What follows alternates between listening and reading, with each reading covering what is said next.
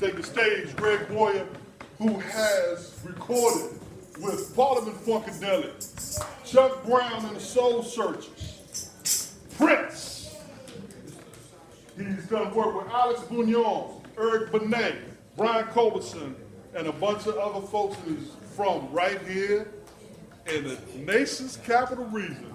Y'all folks put your hands together and get ready for Greg Boyer and Peloton.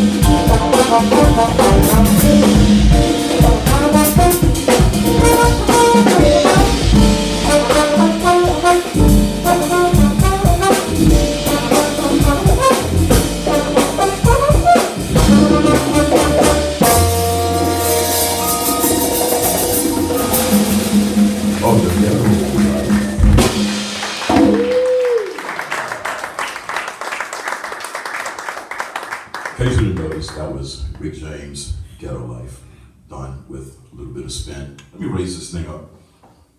I've grown since then. Yeah. My name is Greg Boyer from Bryant's-Road, Maryland. All the way down.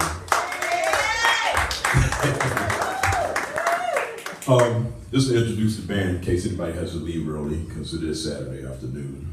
To my right and your left, Marcus Young on keys,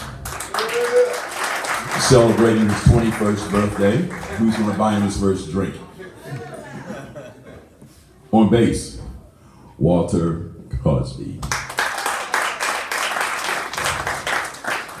On drums, Tyler Leak, aka Iron Butterfly. And on percussion, Leroy Boogie Greer.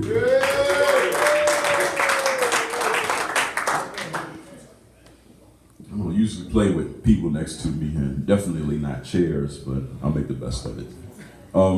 Last time I was here, somebody put in a request for a song that I didn't play, and I was going to do it now, but they're not here.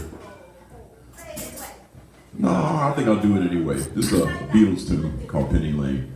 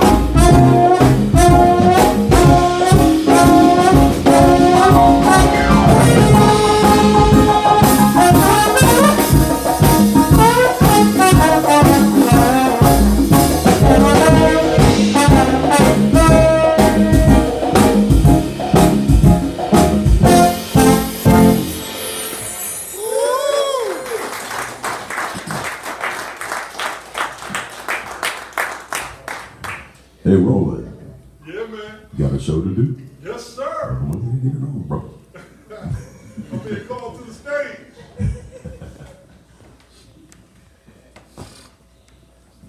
I was waiting for my P-Funk interlude, and I knew it was my time. But, Oh, you want to interlude? oh, you know I do. Come on, you got to play my theme song. Go ahead.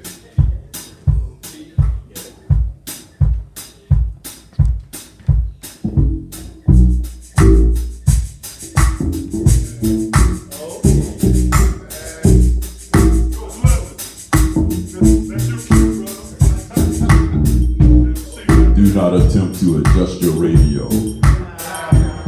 There is nothing wrong. Coming to you directly from the mothership. Chocolate coated free, get happy for me.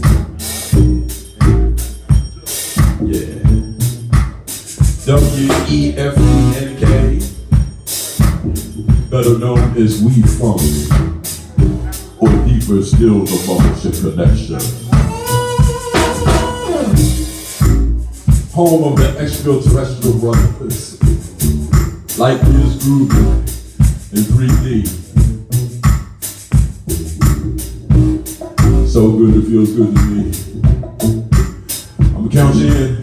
You know the words. And I said, make my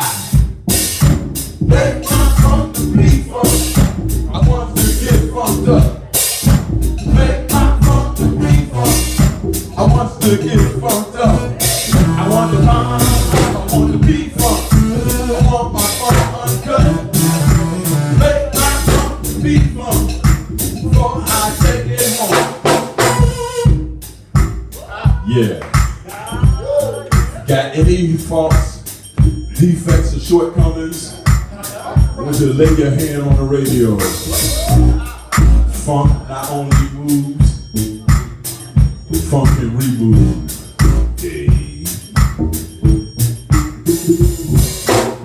Once upon a time called right now. Yeah.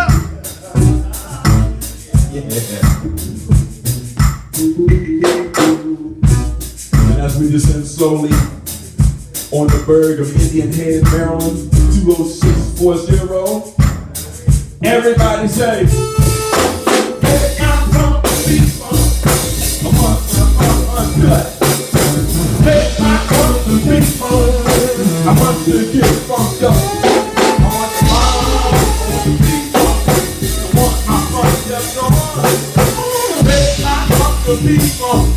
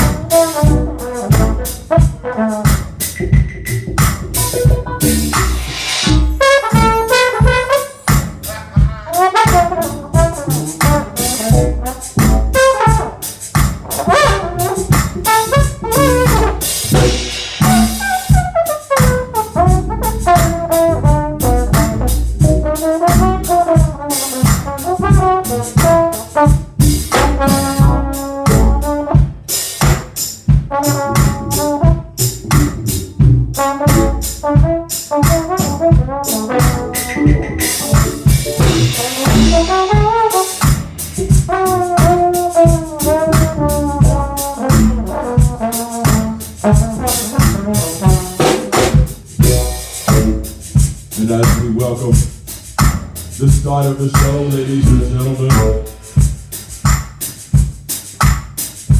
good to see a bunch of folks that I've known, some for a short time, some all my life.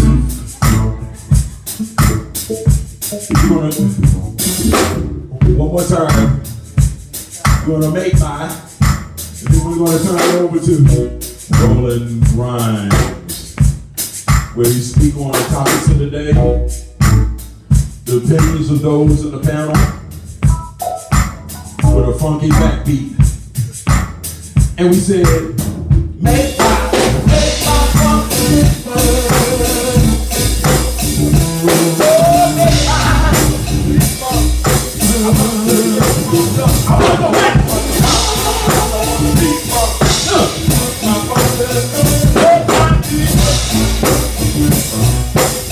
Yeah, keep it right there.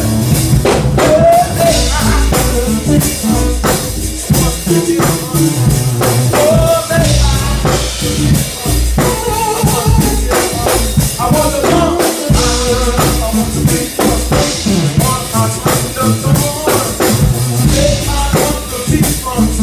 So I can break it down.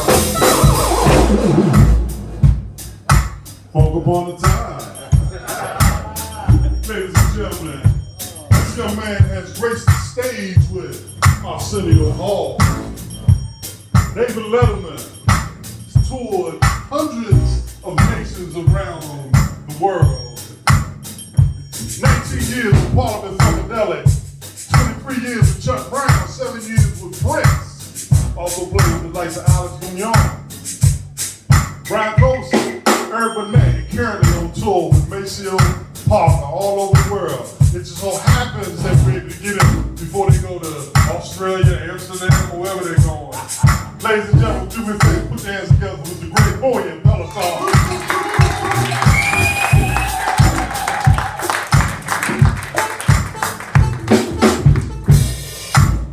Hey, man. Man, y'all sound so good. I don't want to stop. Mike said don't stop. Come said don't stop. All right, look at 90. Greg, 90 seconds. Break it. Okay. 90 seconds. 90 seconds countdown. All right. All right, folks.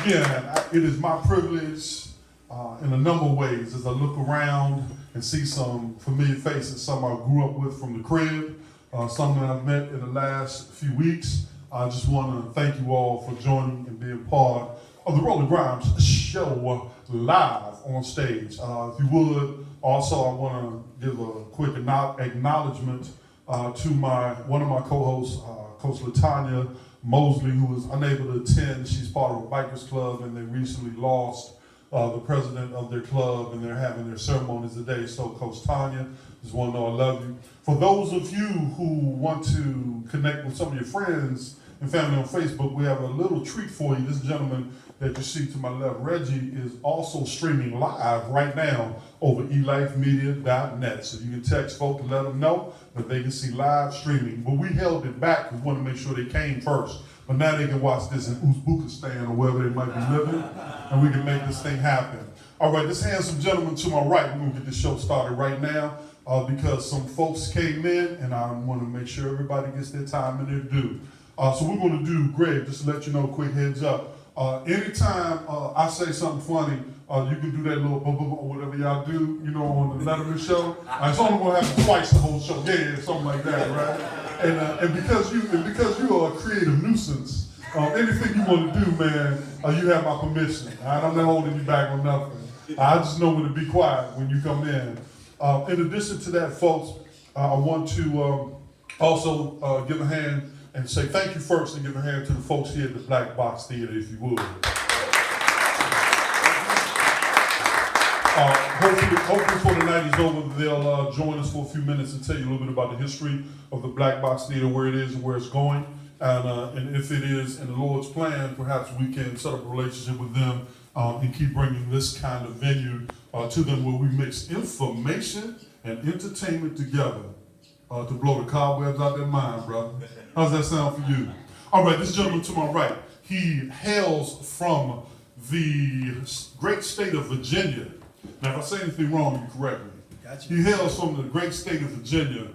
He had a chance to play football, and I'm sure he played multiple sports along the way like most of us did. But then he took his act on the road to the Richmond Spiders, those folks that you see on TV have the big spider on the helmet, which I can't understand how y'all did it, but he did it.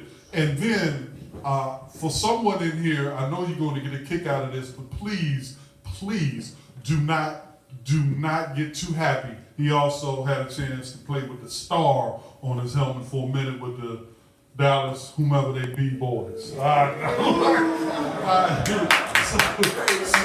So this dude holding the camera, this young lady doing the two-step, all right, she'll be joining us a little bit. So I got a surprise for you. I'm gonna let you sit in on this on the second half. So Greg, we're gonna roll through a few minutes with Coach London, and we're gonna take a quick break, phone it up, and then we're gonna finish up with him on the second set, and then we're gonna go from there. For those folks who are here, and you know I'm going to be calling you up before the breaks. I'll let you know when it's your turn, and when they play the breaks, you just come on up, and then we get everything started. When we have two folks, we're going to slide that mic over, so Greg, that'll be part of your responsibility today to help me bring that mic over when we get that second person. Can we handle that? I believe so. My man, Coach London is now part of the MEAC. Anyone here ever heard of Howard University? Awesome. They call it the real HU. So those of you who are from Hampton, like this dude, all right, this is the real HU now, Howard University. He's the newly selected head football coach. Hasn't coached his first season with the Bisons yet, but prior to, he was with University of Maryland on staff there, and also was the head football coach for University of Virginia Cavaliers, Wahoos, or whatever you want to call them. Ladies and gentlemen, do me a favor if you will put your hands together for Coach Michael London.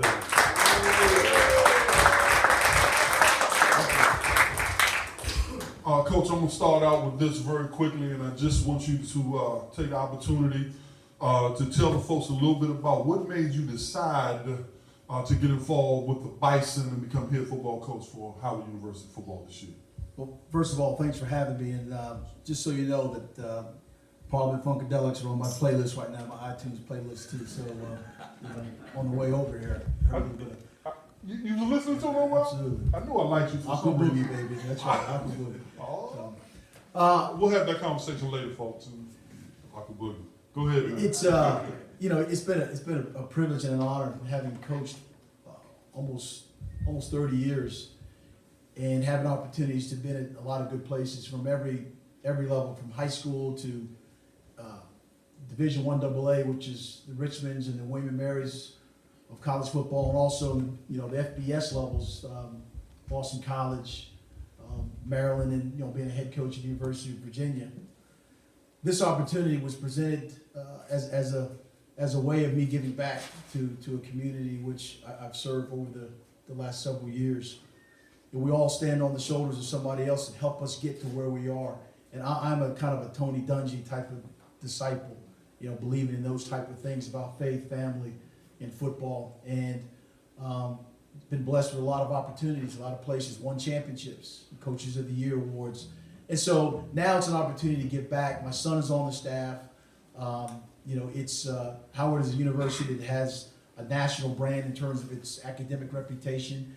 And basically, President Frederick and Kerry Davis, the AD, said, well, let's raise the level of athletics in terms of the football program, and let's compete for championships, and here's some resources, and let's go. So I'm here, again, very blessed with this opportunity to bring a message, to talk about standards of going to class, showing class, treating people with dignity and respect, and bringing some honor and integrity to the university. Now, the game has changed a lot since we played. You can't hit anybody now. So your coaching paradigms have shifted, obviously, from a physicality standpoint, also in terms of developing these young men who are coming from different areas of the country, but quite frankly, we didn't have social media we had to deal with. Real quickly, what kinds of things are you putting in place, or have you had to put in place to help young men, especially on the football level, navigate society now dealing with these kinds of dynamics that we didn't have to deal with? Sure. I mean, obviously, there's a culture change that's needed when you come into a new place that hasn't been successful. But you come into a new place, we talk about standards. As I said, go to class, because it's incumbent upon them to learn that they need to be an educated man, particularly in the 21st century, to show class and how you handle adversity and how you handle success. It's easy when you're on top, to act a certain way, but when you're handling adversity, just like as in life, you have to deal with certain things, and how you go about what you say, what you do, how you act, and how you react is critical. And then the last one is probably born out of my days when I was a police officer after the Dallas Cowboys stint. Treat people with dignity and respect. And then that's literally the power of life and death comes out of what you say to someone. And just so we're cognizant of the fact that, football players are sometimes looked up to, sometimes too much, because we're student and we're athletes, but just try to teach them how to be young men of character. That's the main goal and thing. Well, I'm gonna disagree with you, because I'm ex-football player, so we're never looked up to enough. So y'all keep looking up to us. Okay, y'all didn't get the joke. That's good. All right, so the challenge now of moving into the HBCU arena, obviously, historically, a lot of HBCUs haven't put athletics at the forefront of some of their administrative decisions. Howard is making some shifts, obviously, and one of them, in part of bringing you in, is part of that shift. As you hit the ground running, before we take our next break, as you hit the ground running, what are 2 or 3 of the things when you talk about adapting to a culture and creating and modifying the culture? What are 2 or 3 of the things that you instantaneously decided to do as soon as you arrived on campus of Georgia Avenue? One of them is a mindset, the type of coaches that I've hired, been able to hire with the resources that have been given, are guys that have been their fathers, their husbands, that are character guys that have played at every level, and so that you can achieve goals and standards because if you have coaches that are teaching you those things and live those things, it is important that they see it. And then also, we talk about everybody talks about what can happen, about things being impossible. Well, our mantra and every time we break the huddle is called Mission Possible. So the mission is possible, and the things we want to occur in both in the classroom, in the community, and on the field are very possible with our effort and our energy. And so I'm a passionate, energetic type of guy, and so we're subscribing to that. And we just finished our spring practice up, had graduation today, and look forward to getting ready, for the season. Good thing, folks, you're not up close to him. You should see the intensity in his eyes. I'm all ready to strap up and go out and play right now. Okay, that wasn't supposed to be funny. I mean, somehow, Bernard, you think I can give him You missed the bump on He's shaking his head. He missed his cue. Yeah. All right, so this is a great segue before we take our break, and you're going to be joined by Miss Karen McConnell Jones, who just happens to be a big football fan and likes some team in Texas. I don't know how or why, but that was a great segue. You talked about part of your mantra is mission possible. One of the guests here tonight is also a member of the Like Media family, and he wrote a book called Mission Unstoppable, and he wrote it with co-authors on the headline of George Frazier, Les Brown, but there are multiple authors in this book. I wanted to gift this to you now, and I wanted you to, when I was playing ball at Syracuse, those of you who don't know my background, I had a chance to play football with a few people that are here now, and also at Syracuse University. Our football coach every summer gave us, he purchased books and gave them to us during the summer so we could enter to the season at least with a reference point and having a similar mindset. So the brother Hakeem Me is here, and I'll make sure you get a chance to meet him before we leave, but this is a gift from him to you, Mission Unstoppable. Thank you, that's great. Appreciate that. And maybe part of your upcoming season.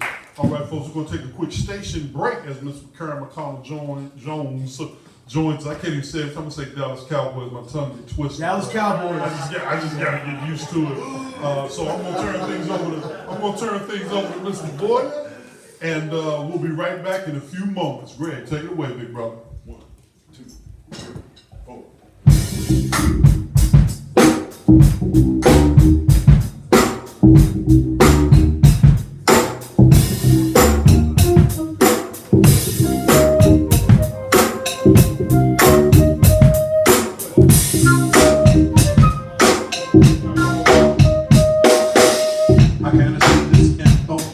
Not to open or the nerve, but there's a rumor going round that you ain't been getting served. They say you ain't done who knows what, and baby who knows how long. It's hard for me to say what's right when all I wanna do is wrong. Get off 1, 2, 3, 4, 6 of the one night stand. Get off. I'm only calling you after you say I can. Get off.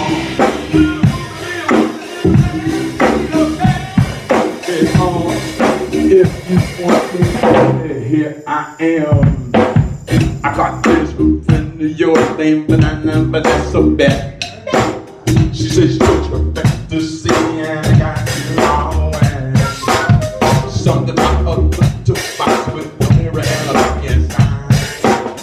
But she said that if we could.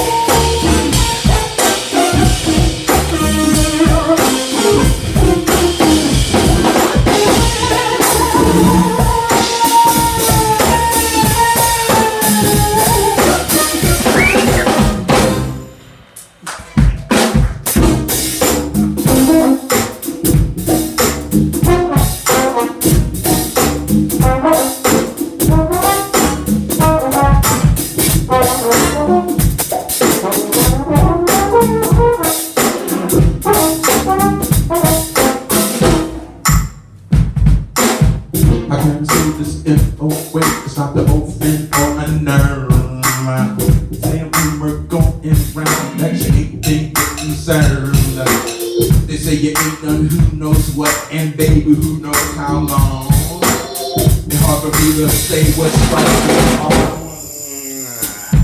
Get hard. 1, 2, 3, put a one night stand. Get hard. 1, 2, 3, put a one night stand. Get hard. 1, 2, 3, put a one night stand. Get hard. 1, 2, 3,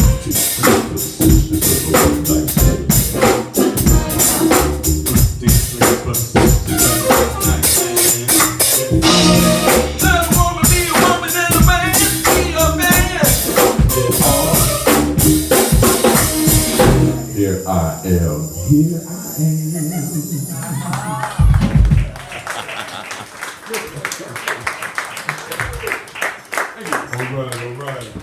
All right. Brother, state your name for the record. Leroy Boogie Greer. One more time. Leroy Boogie Greer. And Leroy Boogie Greer. What position do you play on the team, brother? I guess you would call me a run back. Is that what you get? We talk football or we talk about music? No, I'm a running back, y'all. Oh, okay. Your music, man. Okay. I'm a percussionist. Awesome. Hey, folks, put your hands together for my man Boogie. All right.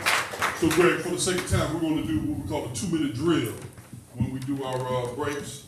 And I'm going to pass the baton on to you. And you're going to do a 2-minute interlude for me so we can get everybody on stage. But I just wanted you all to get a taste of how that brother can bring it. Do me a favor, put your hands together for Mr. Greg Boyd. Well, folks, this lovely lady that's on the stage with me now is Miss Karen McConnell Jones. And Karen, she hails from the great state of North Carolina. Did I get that right? And not to be remiss, I want to make sure that we extend everyone in here who is a mother, had a mother, been a mother, happy Mother's Day to everyone. Y'all do better than that. And you learn more about it as we go, but Karen has a show she does with us on Elite Media every Saturday afternoon live, 12 o'clock to 2 o'clock p.m. Karen, thank you for joining us. Thank you for having me. And part of the reason why I brought her here, one is I mentioned earlier she's a big sports fan, and she also likes the Dallas Cowboys. So I said, well, you know what? I have a little surprise for you, so I'm gonna have you join us. Karen, as you were sitting back and listening to a little bit about what Coach London was sharing with us, what kinds of thoughts, feelings passed through your mind, and what kinds of things would you like to discuss with him before he leaves us for this evening? Yes, I like the fact that he said that his practice style is more of Tony Dungy, because we all love Tony Dungy. And I have to say, for real, Chucky May came in there and coached and went and got that Super Bowl, but that was Tony Dungy's Super Bowl. And then, and one thing I would love to say, the ones, Chucky, we call him Chucky, he look like Chucky. But anyways, that was Tony Dungy's Super Bowl, so I would have to give it up. I love you for that, for recognizing such greatness. But one of the things with Class Act Production, we are part of trying to be informative to the community, and also on the sports world. We was trying to get into the sports world because, our athletes, I'm tired of seeing our athletes once they leave football or leave that arena, that they coming out and they have to start all over again. So I'm liking the fact that you're preaching to get an education as well. What is your transition mode? What is your plan B? And also we have these corporate people trying to teach our inner city kids of what it is to how to be professional, because in the sports industry, for the black athletes, it's all about just going out on the field, playing for them, making the money, but how many of us end up after their career is over can sit up in the head office with them? So that's what we want to do. We want to educate our people to let them know, you know what, you may be playing on the field, but one day you can become the owner of the team. So we need to strive for that and let them know that football just don't end on the field, to make great investments, to be smart, be wise, and take it to that next level. Because I need to see more of our kinds being at the head of the office and not on the playing field. Awesome. So now that we have our segue now to the main office, what is it called, the front office? Yes, So yes. we're on our way to the front office. I wanted to ask you, and actually I want you to share with folks as well, Coach London, because a lot of people don't know. What is the average day of a college football coach? What is the average day of a player? And what is the average day during the season?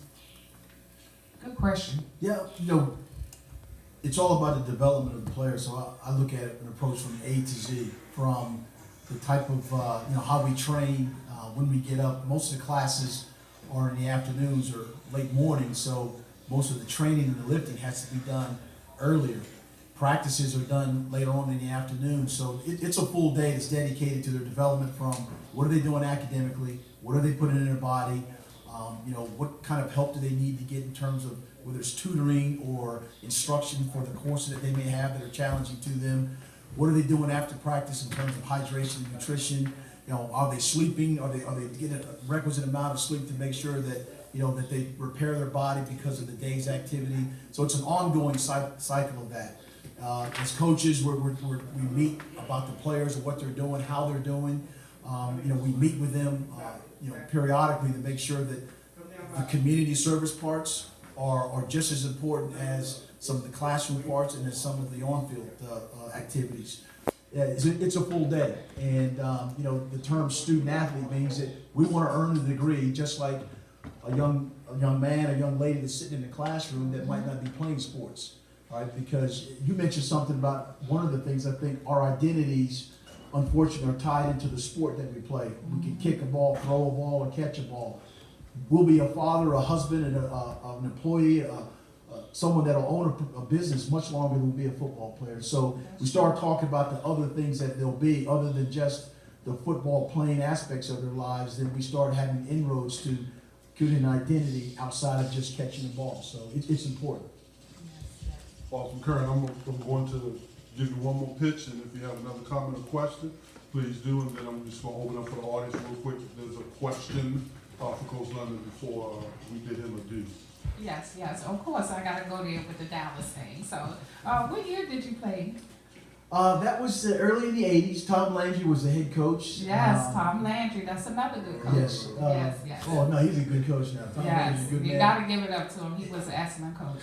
Way before his time. So why y'all doing this in D.C.? Don't you know that just won't fly in D.C.? But it's not about being in D.C. I'm from Winston-Salem, North Carolina, and let me just give you that history. Okay.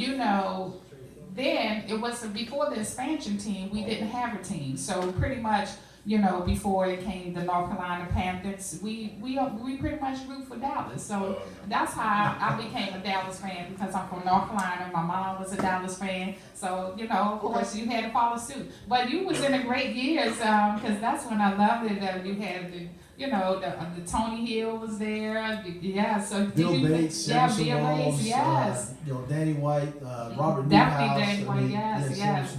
And then Coach Landry is a kind of Tony Dungy type of guy too. Yes. I mean, they're Christian men that believe in the principles of coaching on the field and how you should conduct yourself off the field. So I feel blessed and fortunate to been around and influenced by a guy like Coach Landry. Well, that's great, because you know, I can just say that Tony Dungy do say, you know, that one of his influences was Tom Landry. So yeah, it's a great thing. I love my sports, so it was great to be on the platform, on the stage with you, and keep up the good work, because the most important thing is not the sports, is the faith and the belief that you're going to pass on to your students up at Howard. That's a great thing. Awesome. So I think that Howard University Bison student athletes on the football team in good hands. What do you guys think? Briefly, if anyone in the audience has a quick question or comment, we'll take that from the audience before we say goodbye to Coach Land. Question. What are your first year goals, Coach? Welcome to the area. You are in Maryland, by the way, at the moment. But what are your first year goals as a head coach with the Howard University Bison? Well, definitely, first of all, changing the culture of a mission possible mindset, attacking the academic issues that we have to make sure that our guys become educated men. Talking about mission possible in terms of on the field performances, and that's part of the issue. People don't care about how much you know until they know about how much you care, and you care for an individual about not only what he does on the field, but in the classroom, in the community. Then you get a complete and a whole player. So that whole A to Z development is critically important to us. And we've been doing that since my arrival in mid-January, and that's an ongoing process. So we're going to be competitive and to make sure that we make this area, D.C., Maryland, the Virginia areas, the DMV. The DMV to me is D.C., Maryland, and Virginia. Make sure we make you guys proud of us. Well, there have been some great athletes come out of the area. Right now, we're feeding some programs at Towson, Bowie State, Morgan State, feeding them very well, and they're doing very well on the football field. So we look forward to what you're going to do here with Howard Bisons. Folks, as we get ready to take care of you. One quick comment. You're going to enjoy this book. Actually, I personally know George Frazier. He was just here 2 weeks ago. Me and Reggie at E-Life Media, we had the chance to cover the story. Thanks to Peggy Morris. He helped bring George Frazier here. So he is just an excellent speaker, just a great guy. And matter of fact, I know Les Brown through Willie Jolly, so I personally know them, got their cell phone numbers. I can hook you up and let you get a comment in on it, how well you enjoy the book. So again, that's an excellent book. Yes. All right, I'm going to hang out with you, man. You can hook up with Les Brown, George Frazier. Oh, let's go. I'm in the station. I didn't get that hook up Take yet. a wide receiver and DB. You got somebody, to play that too. Well, I'm an offensive tackle now, as they tell me, so my wide receiver DB days are over. Folks, get yourselves ready. We're going to now be joined in a second with my good friend, Mr. Mark Wiggins, and my next guest, Mr. Bernard Joseph. But as we bid you adieu, Coach, I do appreciate you for taking time out of your busy schedule. Thanks for having me. I appreciate it. We're going to turn over to Greg Boyer for a quick break, and we'll be right back. Yes.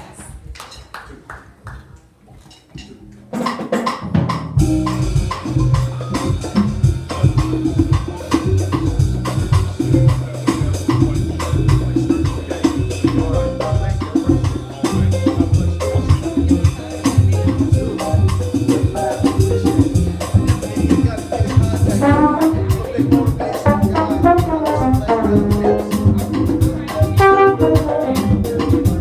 you.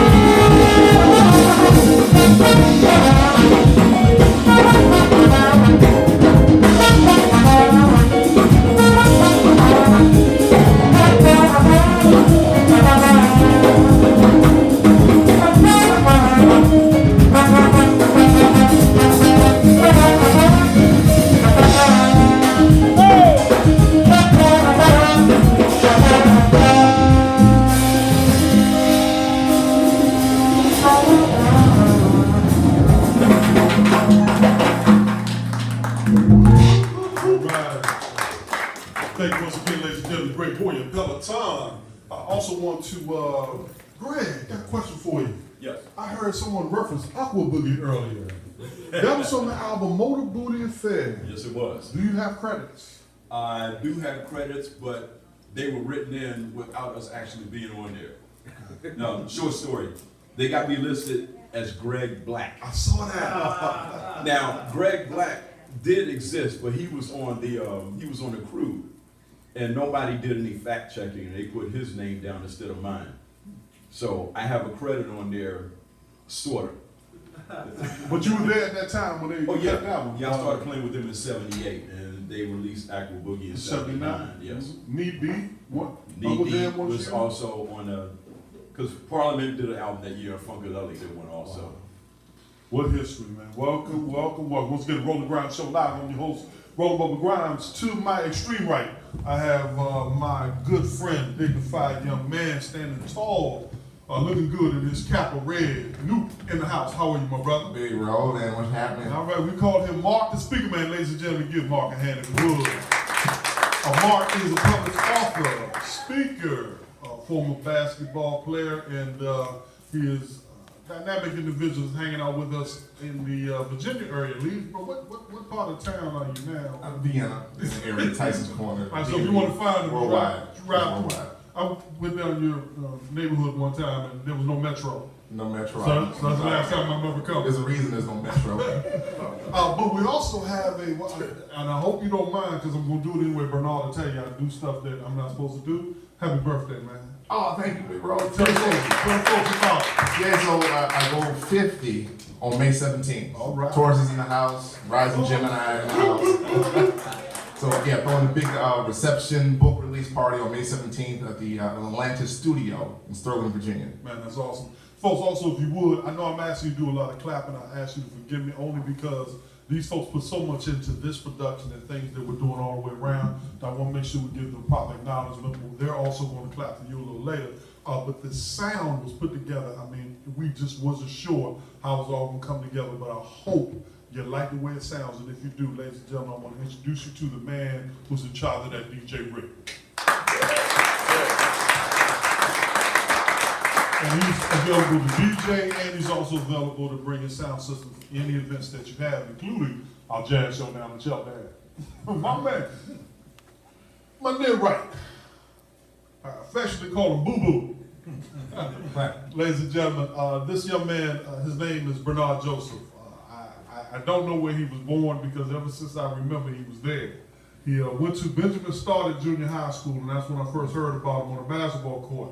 He was the first cat I knew in the 8th grade dunking a basketball.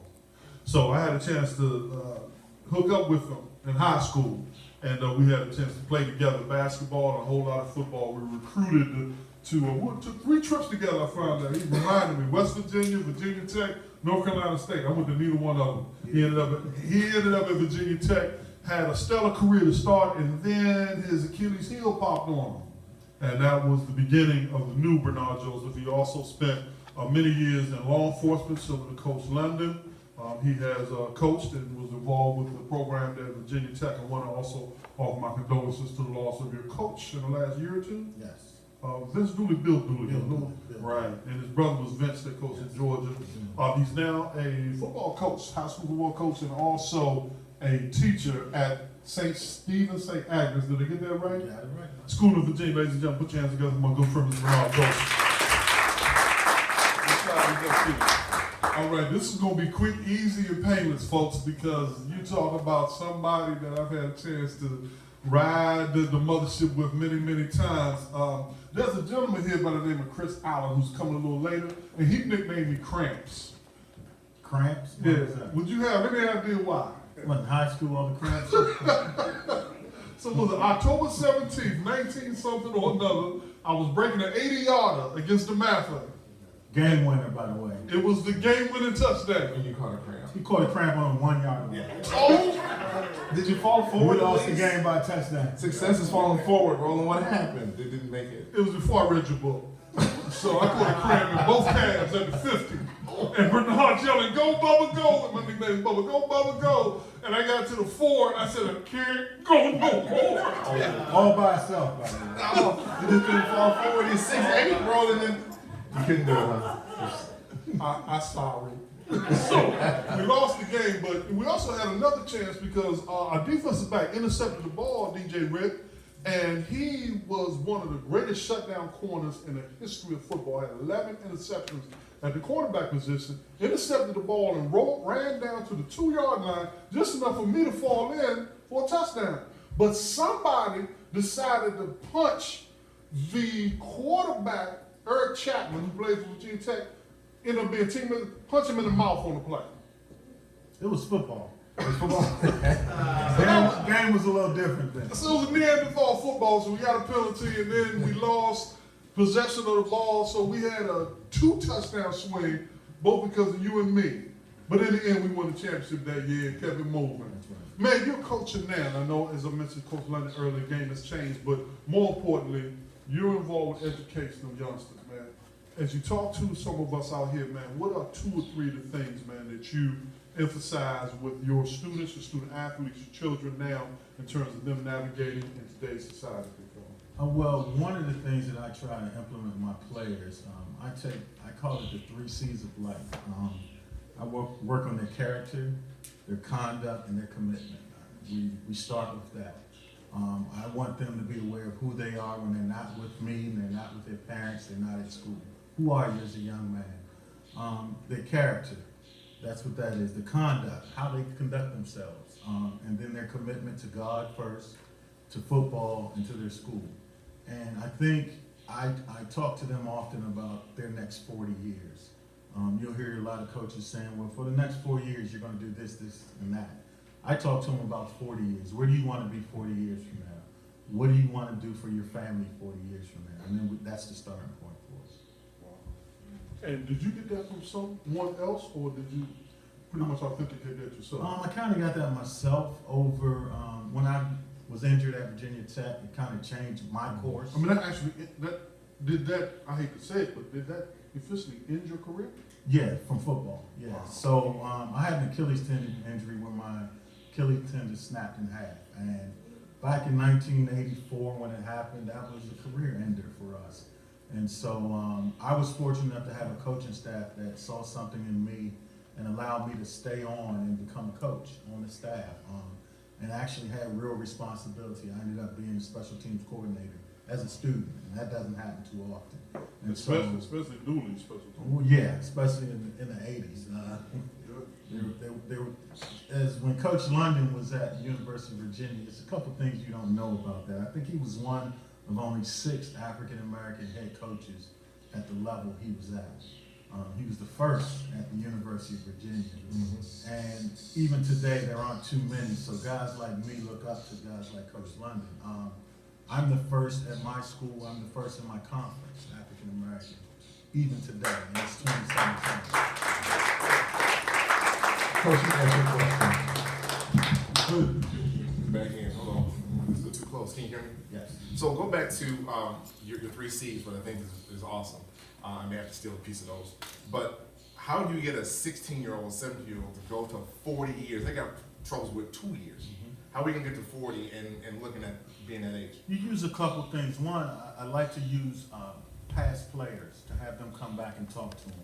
I use examples of athletes that aren't doing so well right now. And I put that in front of them and say, okay, is this what you want for your life? I have them look at their own family.